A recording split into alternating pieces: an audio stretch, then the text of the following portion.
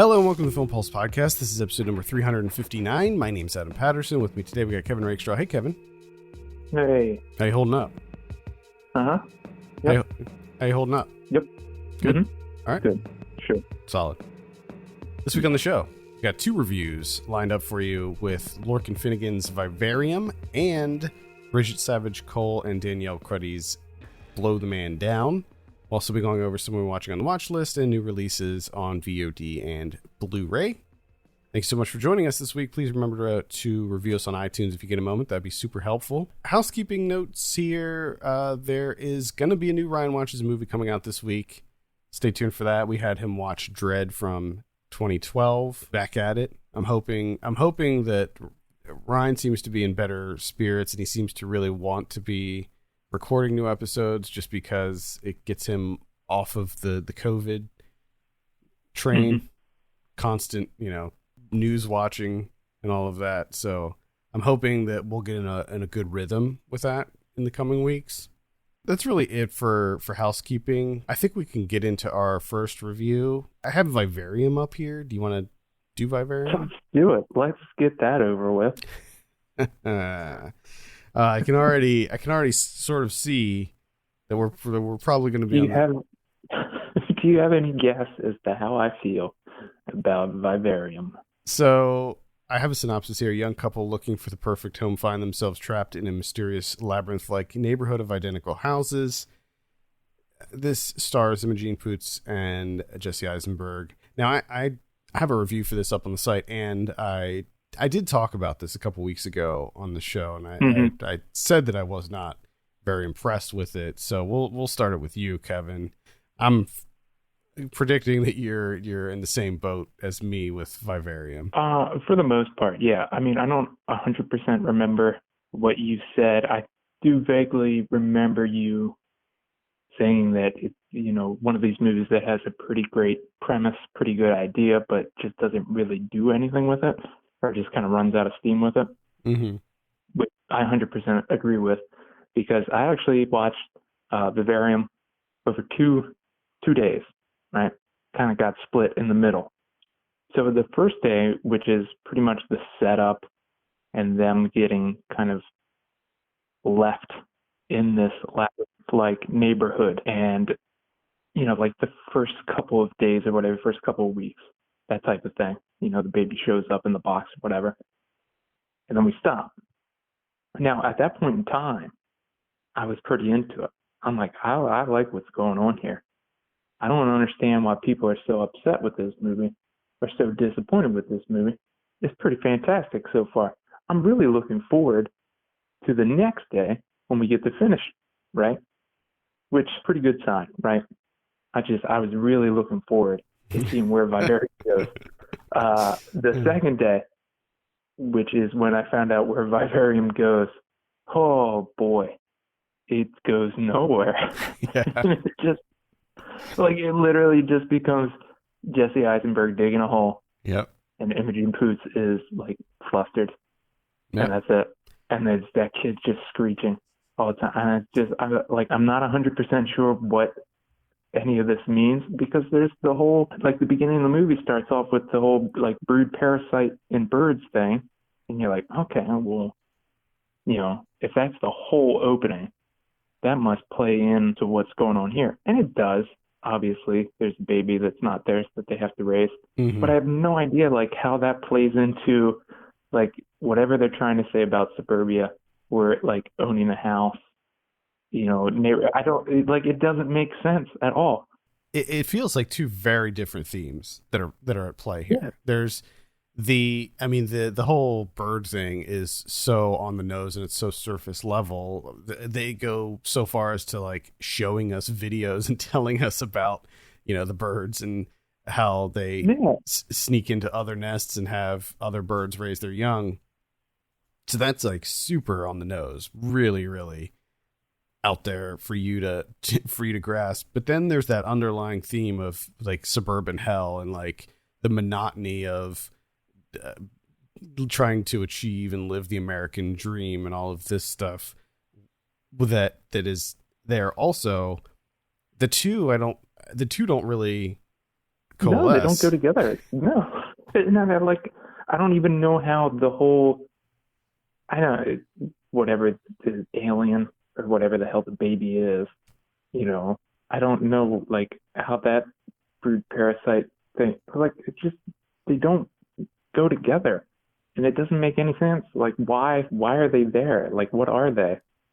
It doesn't make any sense to me. Yeah, there's little explanation as to anything about how this all plays out. So like, with a lot of movies that have a compelling hook like this, you're waiting for the reveal to happen. You're waiting for like the twist to happen that says like, oh, they're on a spaceship the whole time. Like something that explains what's happening here, but there's like really there's nothing. There's no explanation, and I don't find the, like, first of all, you figure out early on that like this isn't, we're not dealing with humans here. It's a different kind of entity that we're dealing with, and that's it. Like that's the extent of the how the reveal or explanation happens. Like, okay, And I think that's what throws it, because, like, again, I don't really understand, because of what happens at the end, which I did appreciate. It gets a little weird for like a minute, which got me kind of excited. It made me perk up in my seat again after, watching Eisenberg dig a hole for like an hour and a half. I was like, all right, here we go. Now things are going to get fucking nuts. But it only happens for a little bit. And then, to show this alien entity, like, what their end game is, just, I don't, like, that's it? That's all they're doing? That's all they do this for? Like, why do they do this? right? Why are they here? It's like, yeah, and I think that making them like an alien entity is like what kind of throws it, because it makes sense if like it was actual humans, and you're like, okay, what is the point of this? We're just making people to do, to serve essentially the economy, or consumerism or whatever. But to make them aliens kind of just undermines all of that and just makes it all superfluous. And it comes off as being really stupid. Yeah, I mean, I feel like if they were just like regular people, it could feed into the whole like monotony of life, the droll routine, the tedium of life, finding a house, owning a home, and just that sort of, boring having the kid and going to work, and just the standard stuff of the domesticity of life. And but it doesn't feed into that. At least I didn't feel like it was really feeding into that. No. And also, like, I just don't really understand or agree with the whole suburban hell motif. Like, I don't see what the big deal is. Like, if that's what they choose to do, like, why is that such a horrible thing, Yeah. And especially like in this fashion, the way it's presented here, because it's so basic and so just like dumbed down to where it's literally Eisenberg finds purpose in digging a hole to absolutely nowhere, and of course Imogen Poots has to deal with everything, and then that's it. Like, that's it. There's nothing else. Absolutely nothing else whatsoever. Yeah, it's unfortunate. I didn't think that the character arcs were very interesting either. Like, I thought that Eisenberg's character was sort of an asshole from the first moment that we met him, so it wasn't like I was really rooting for him to begin with. I thought that he was kind of a dick from the start, and so I was like, I don't really care what is happening to his character. At least I have so little invested in this, but it's really unfortunate because the first act is quite good. Like, it's very intriguing. You want to know what's going on. I like the look of it, how all the houses are the exact same, and when they're driving around and trying to figure out how to get out of this, and they keep ending up back in the same house, and there were some interesting things going on, but yeah, it just doesn't amount to anything at all, which is really unfortunate. It just seems like you wrote like the setup and then you just never got around to like an end. You know, like where does this progress to? It just stops. It just stops.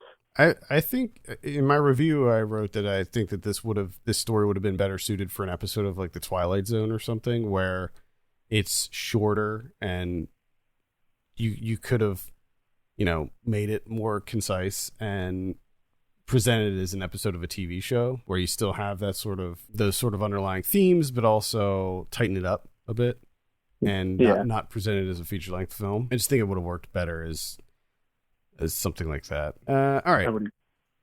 Any closing thoughts on Vivarium? No, not really. It's a huge disappointment though. Yeah. Such a weird experience to be so into it and so very excited to get back to it. And then when I finally did get back to it. So I gave this a 5 out of 10 in my review, which after doing this review, I feel like it was maybe a little bit too generous, but what are you going to give it out of 10? Oh, I give it like a 4. All right. Yeah. I mean, the production design's great. Yeah, I agree. Yeah, I like the look of it. So that is available now on VOD platforms, so you can check it out. Again, that's Vivarium. Let's move on and talk about Blow the Man Down. I have a synopsis here for this. Mary Beth and Priscilla Conley attempt to cover up a gruesome run-in with a dangerous man. To conceal their crime, the sisters must go deep into the criminal underbelly of their hometown, uncovering the town's darkest secrets. I have a review for this up on the site as well. I saw this a while ago at Tribeca, so we'll start this one with you too, Kevin. What were your initial thoughts on Blow the Man Down? Ooh, initial thoughts are, unfortunately, like I don't have like a very distinct opinion either way. I did enjoy myself while I was watching it.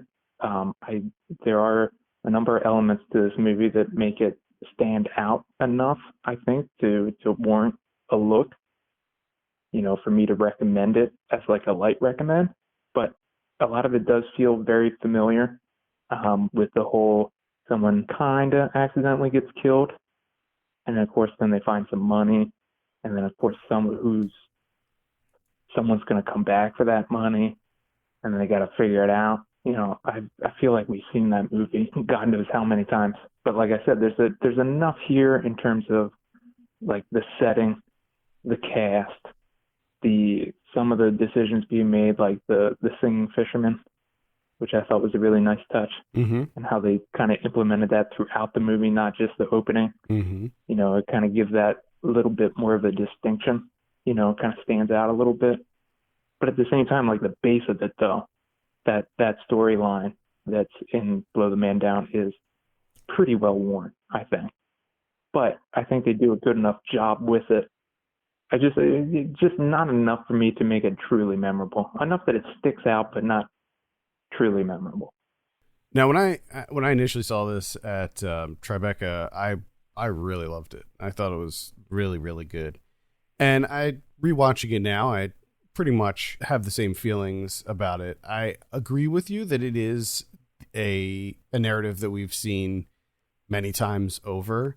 I feel like the overall vibe of this movie has a little bit of Fargo in it. You have there's definitely a Fargo vibe coming out of this movie, but that didn't necessarily bring it down for me at all. Yes, you have them trying to hide the body, and there's this like kind of criminal element to it in this town, and really a big part of the movie is the town itself and the colorful cast of characters that inhabit the town.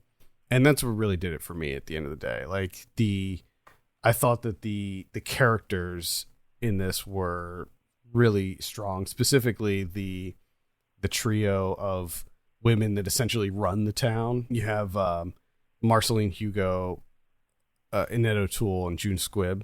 And I thought that they were just so great in this. I love all three of them. And then you have Margot Martindale in there as the sort of villain of the town. She runs this bed and breakfast that that's also a brothel, and I just love the vibe of this whole movie. I thought all the characters were so strong, and Yeah, and I think that's the thing about it that really works is that cast, because they are great. Everyone, the women that run this town and kind of they have an understanding with Margot Martindale's brothel, but now they think that maybe we went a bit too far, so they're kind of pushing back on it, that type of thing. And I think that works, that it's good for the time being. Like when you're watching it, it's great, but again, to me, it doesn't.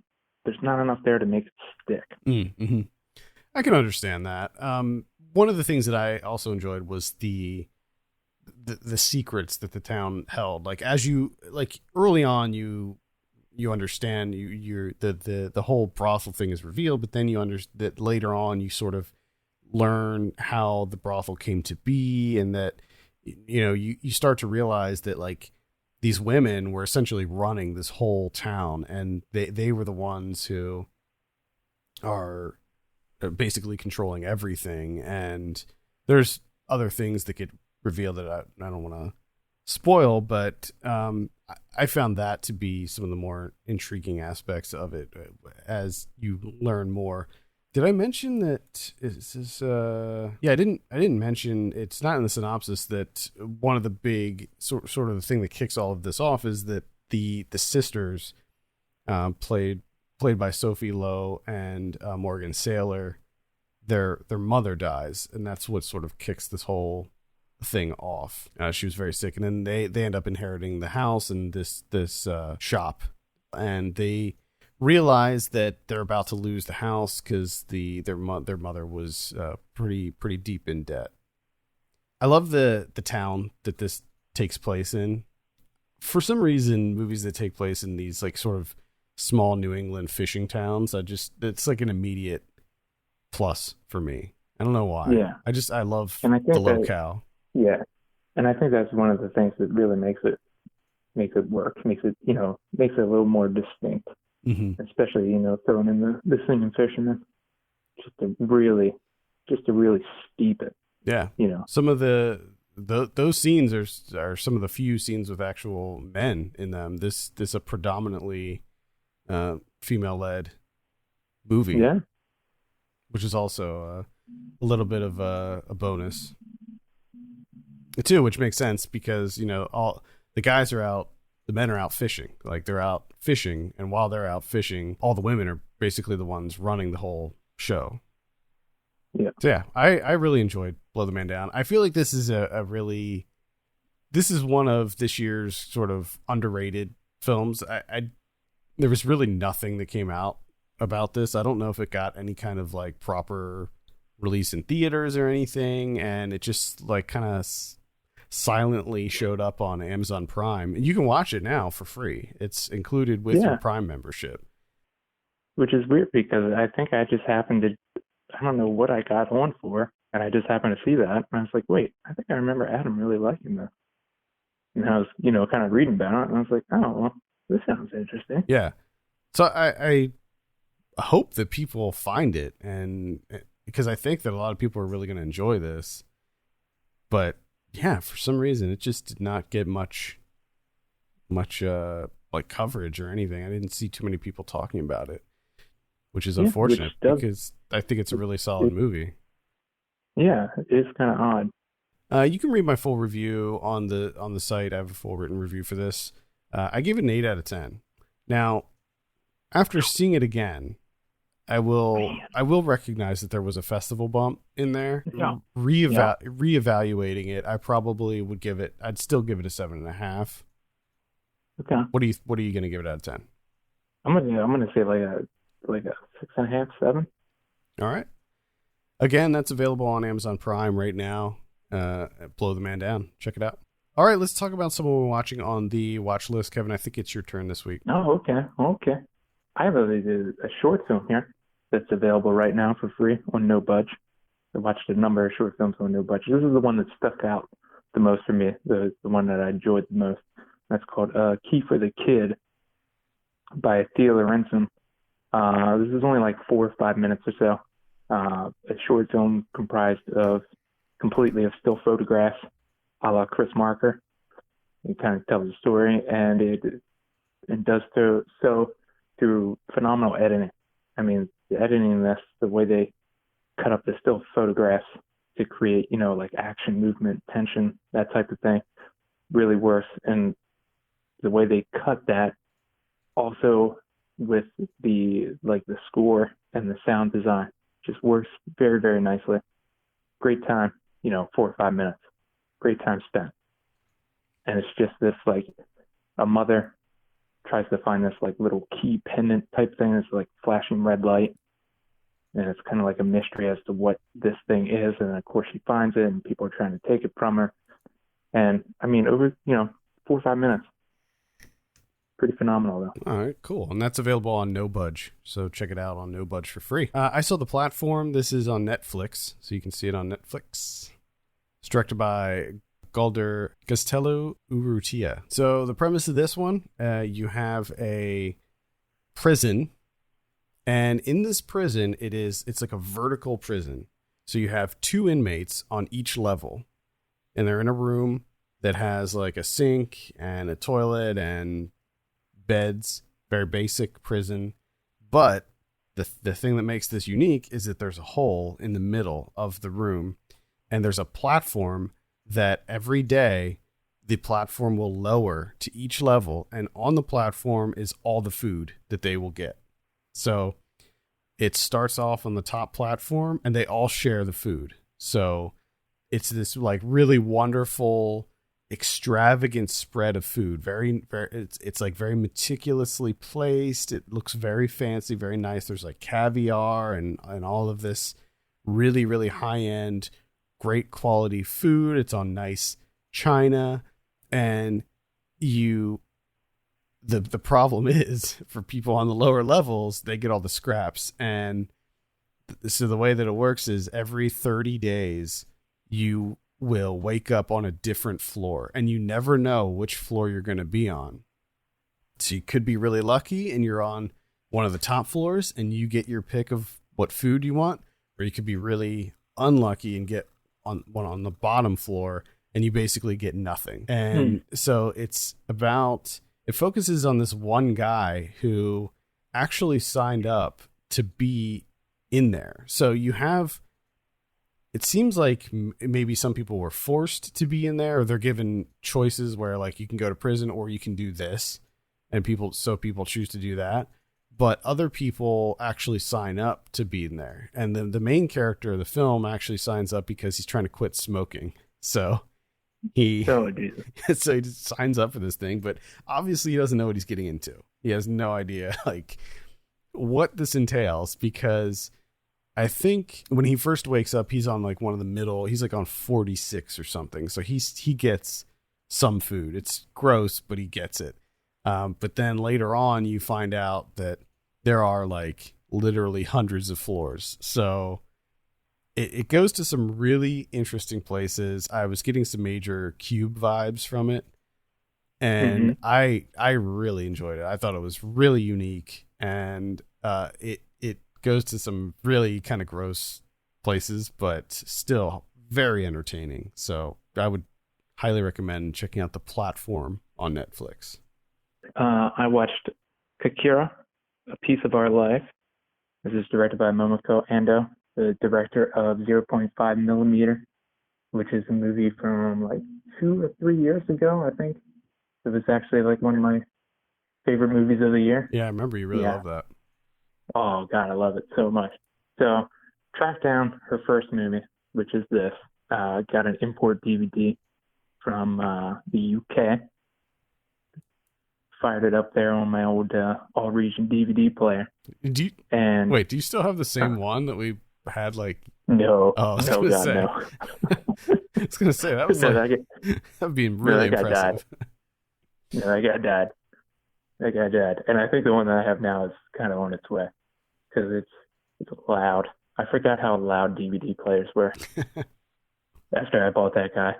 But so this is her first film. It's like a semi-sprawling slice of life dramedy.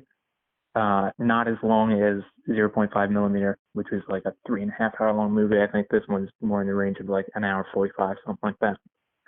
It's about a young woman named Haru she's currently suffering in a relationship with her boyfriend. He's a very unattentive man. Doesn't appreciate her or value her in like any way whatsoever outside of sex. He just pretty much wants sex. That's it. And she ends up, she's at a cafe, and this woman comes over and just kind of starts talking to her and everything.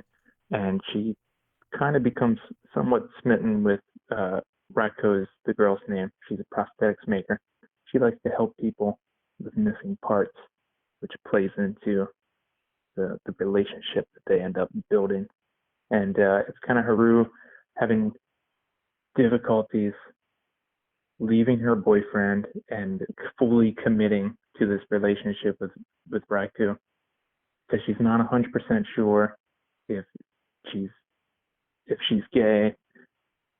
So she's kind of like flip-flopping back and forth, but she does really enjoy the time that she spends with her, and they have a great relationship, and the chemistry between the two actors are fantastic. Great performances from both of them. But the problem is that Raikou ends up kind of being a bit too attentive and essentially starts smothering her. So it's like she can't get like the in between. She can't split the difference. She can't find someone that's, just pays her enough attention and not too much and not too little. And there's a nice use of like fantasy imagery that just kind of pops up out of nowhere, which works really well because it's used sparingly. So it's kind of unsuspecting and surprising. And one of the main thing that I liked about it is the way in which it just stops. It just kind of ends, which is nice. There's no closure. There's no conclusion. It just kind of like drifts off at a certain point in time. You have no idea like essentially how it ends, like how their relationship ends. It's just done. Sounds interesting. It's pretty good. Doesn't look like it was ever released in the U.S. No, it wasn't. But for some reason, the UK have a DVD. All right. And that's A Piece of Our Life. I saw Tread, which is directed by Paul Soleil. I'm just going to read what the synopsis is on Letterboxd, because this is the best way to describe this movie. Pushed to his breaking point, a master welder in a small town at the foot of the Rocky Mountains quietly fortifies a bulldozer with 30 tons of concrete and steel and seeks to destroy those he believes have wronged him. Yes. And that's what that movie's about.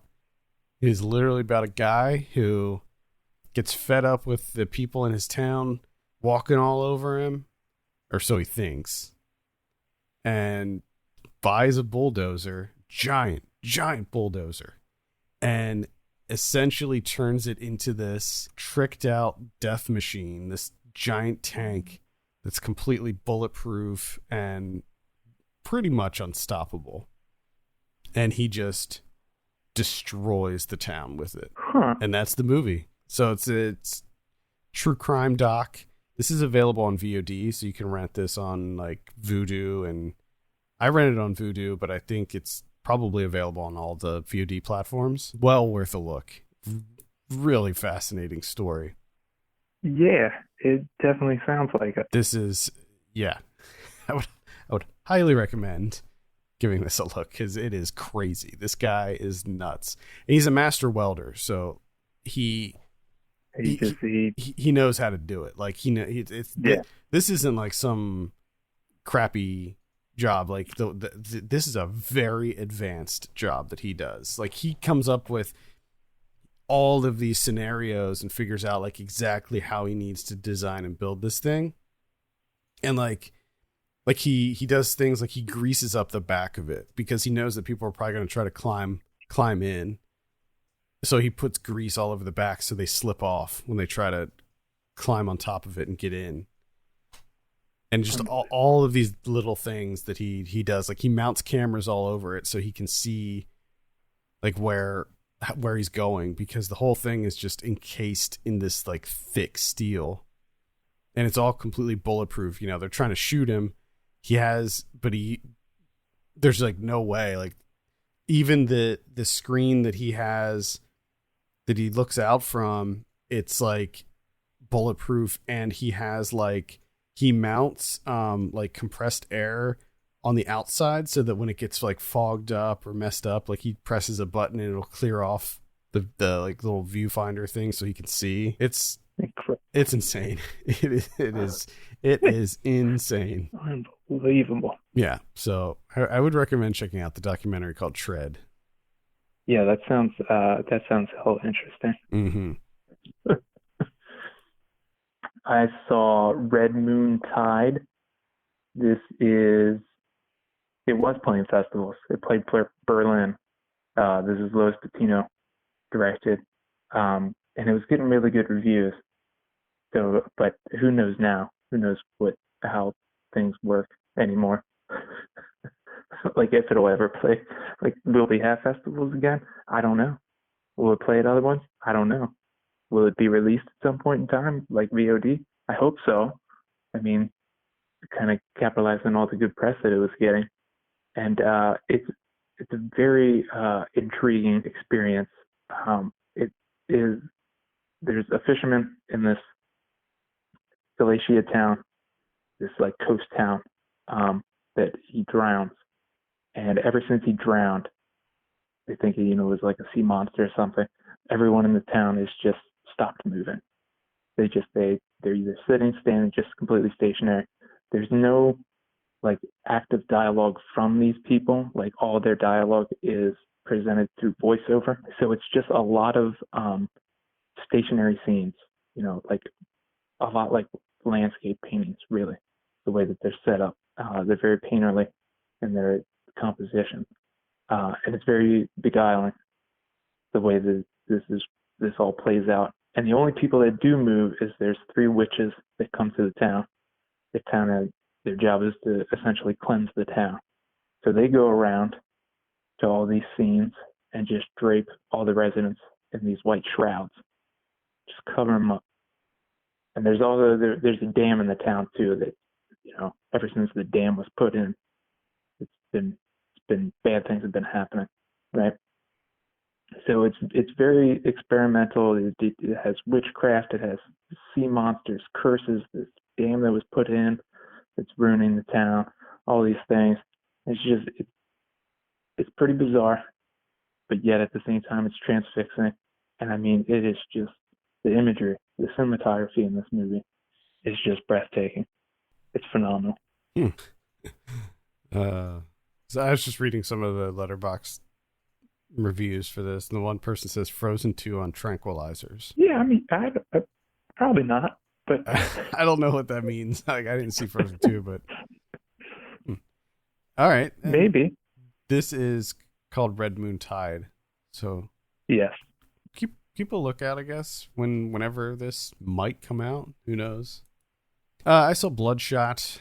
This is available now on VOD. This is one of these early, pushes to VOD. It was in theaters for a little bit, and then very quick VOD turnaround after all the theaters closed down. This is directed by Dave Wilson. This movie's bad. Oh boy. Oh. There's really nothing good that I can say about Bloodshot. I pretty much hated it from start to finish. Maybe there's some cool looking design work in there, but that's really all I can say about it. I mean, Guy Pearce is in it and he was pretty cool, but everybody else was really bad. Like Vin Diesel was very bad in this. Maybe the worst I've ever seen him. Wow. It's I think that might partially be due to the script being so poorly written. This is a superhero movie that feels like it should have been made in the mid-90s.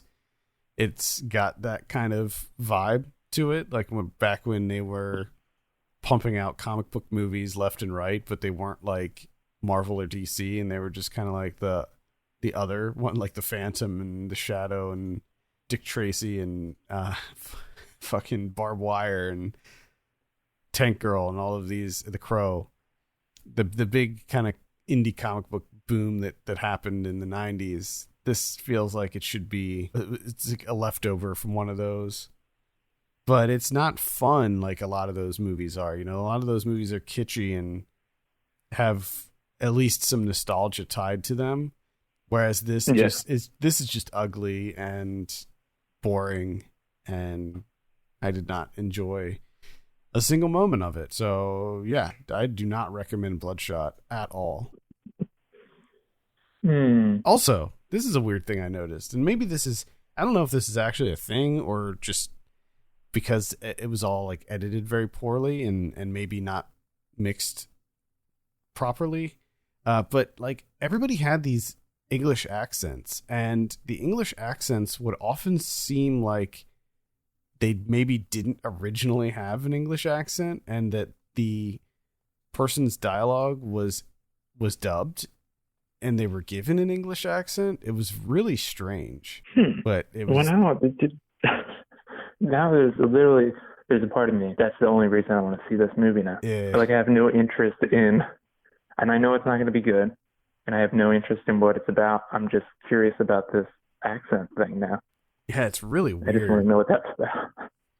What is that about? What is that? I would say if you want to see a cool movie that has a similar plot, just watch Upgrade, because it's a very similar thing to Upgrade.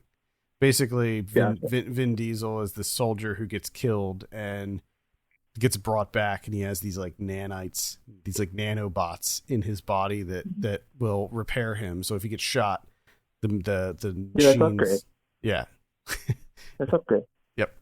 And he's also like a supercomputer, so he can like access the internet and stuff from his mind, and that's pretty much Bloodshot. Bloodshot. How about that? That's all I have. I'm actually fine. I don't know about you, but I'm finding it slightly difficult to watch movies. Like I know I have all this time, and it's like I can watch whatever I want, but at the same time, I'm just like I don't want to. Like for whatever reason, I'm finding it very difficult to sit myself down. Yeah, to watch a movie. That exact thing happened to me yesterday, where I'm like, I have all these movies that I can watch, and I ended up just watching Ozark, the new season, and yeah, we didn't talk about Tiger King on here. Have you started watching Tiger King yet? Well, yeah, that's another thing that's made it slightly difficult, because I started Tiger King. Yeah, and that's Whiplash. That's a Whiplash show right there. I mean, I'm just all over the place. I don't know what the hell's going on. Some of it's the funniest shit I've ever seen in my life. Some of it's just the most ridiculous. Like it just starts off, the first episode is like, hey, these people have exotic animals. They're kind of fucking nuts, right? And you're like, yeah, they are. These guys are fucking crazy. And then the second episode is like, oh yeah, like they're kind of a cult too. They're cults. It's like, oh damn, they're abusing people and taking advantage of them. That's fucked up. And then, it's she killed her husband and fed him to tigers. And you're just like, what the fuck? Where else can we go? Like, how are we going so many different places? It's wild, man. It is wild. And I was already familiar with Joe Exotic. Like, I remembered the John Oliver bit that he did when he talked about Joe Exotic. But there was also, and I can't remember what series it was, but there was a documentary series that came out a few years ago that profiled Joe Exotic, and I can't remember the series, but I remember that like that was my introduction to that guy, and I was like, hey man, this guy is nuts. It was before like the whole murder for hire thing and all of that. So, yeah, that's the other thing that still is I'm having trouble wrapping my head around, because like I came to the realization of that last night smoking a cigarette after watching the 4th episode, and I'm like, wait, this whole thing is actually supposed to be about the murder for hire, which we haven't really gotten to yet, but which also feels like fucking nothing of an issue compared to everything else. Like, like how's that the centerpiece, given everything else that I've learned? It just gets progressively crazier as it goes. Like it's so wild, man. All right, let's take a look at what we have coming out this week. And obviously nothing in theaters. That's still a thing that I can't seem to get over. The fact that there are no theatrical releases anymore. It's so strange. On VOD, we have Streetlight Harmonies coming out on March 31st. I believe this is a documentary on doo-wop music.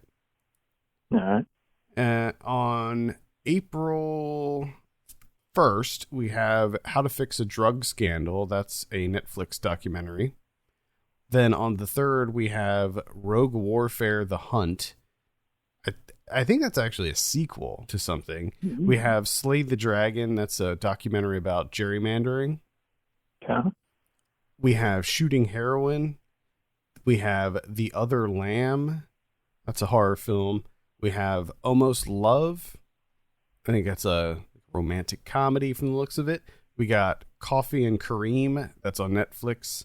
It's a comedy with Ed Helms. It's a buddy cop comedy or something. Ed Helms coming back. They're going to try Ed Helms again, huh? It looks pretty bad, so I don't know. And you remember when he was like in a decent amount of movies? Yeah, he was like as a leading person. Mm-hmm. I remember he was in this movie called The Clapper, which I saw at Tribeca years ago, and it was so atrocious. It was so bad, and that was like the last time. That was like the end of it for him. Finally, we have Clover coming out. Also, that looks like some sort of action film. What about, never mind. Wait, no, you're doing VOD. Yeah. Because that's all that exists nowadays. The Hitman movie. Doesn't that come out on the 3rd? It does, yeah. So, I always forget the freaking name of it. Never, rarely, sometimes. Always, yeah. Never, rarely, sometimes, always. That does come out on VOD on Friday. I just don't have it on the calendar because it did actually get a theatrical release a little bit ago. But that's one that I would probably recommend, and one that we'll probably be covering next week. Hell yeah. On Blu-ray, the big one is they're releasing a Star Wars box set that includes all of the trilogy movies. So all 3 trilogies. 9 movies. It is a Best Buy exclusive, but it looks like a really impressive box set. I'm not going to get it, but for Star Wars fans, not impressive enough. I mean, it's huge. It's like a huge box set. Like, I don't have room for that. I just don't have room for that. We also have Malabimba from 1979. That's coming out on Vinegar Syndrome. We have Hell Riders from 1984. VFW is coming out. That's the Joe Begos one that came out earlier this year. Just a couple months ago, actually, that one. I would recommend that. That's a pretty solid one. We got Hollywood Horror House from 1970. That is also on Vinegar Syndrome. We got Bones from 2001 starring Snoop Dogg. Remember that one? Bones. Oh, Bones. I remember our friend Josh was really into that movie, Bones. 2001 Bones. Yeah. The Current War is coming out. That's the one with Michael Shannon and Benedict Cumberbatch. The Tesla Edison one. A little weird when that was. Oh, God. Avenging Angel from 1985 is coming out. That, I believe, is also on Vinegar Syndrome, as is Angel from 1984. So you got Angel and then Avenging Angel. Angel's the first one, and then Avenging Angel is the second one. You also have Angel 3, The Final Chapter from 1988 coming out. It looks like they're releasing the Ring collection again. That's an Arrow release. I don't know if these are like individual ones that they're now releasing, but the original set came out a while ago because I covered that. Standing Up, Falling Down from earlier this year is coming out. That's a comedy with Billy Crystal and what's his name?